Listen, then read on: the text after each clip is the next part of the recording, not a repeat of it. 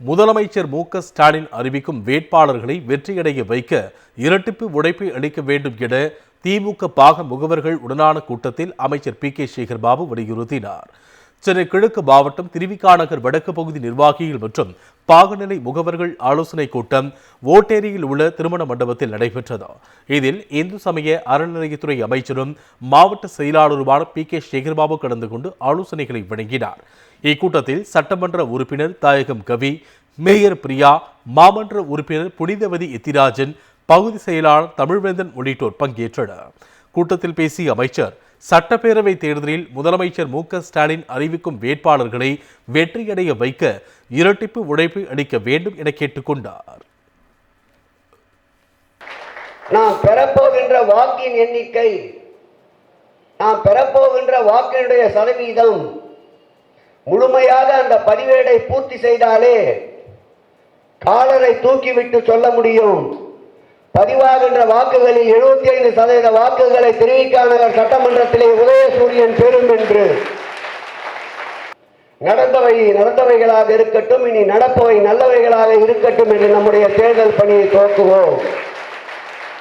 மாண்புமிகு முதல்வர் அவர்கள் யாரை அடையாளம் காட்டினாலும் அவர் வேட்பாளராக அனுப்புவது தலைமையுடைய கடமை, நம் உயிர் மேலான அன்பு தலைவர் தளபதி அவருடைய கடமை. அவர்களை சட்டமன்ற உறுப்பினராக்கி அனுப்புவது நம்முடைய கடமை என்று நாம் பணியாற்றுவோம். முதலமைச்சர் மு.க. ஸ்டாலின் அறிவிக்கும் வேட்பாளர்களை வெற்றியடைய வைக்க இரட்டிப்பு உழைப்பை அளிக்க வேண்டும் என திமுக பாக முகவர்கள் உடனான கூட்டத்தில் அமைச்சர் பி.கே. சேகர்பாபு வலியுறுத்தினார்.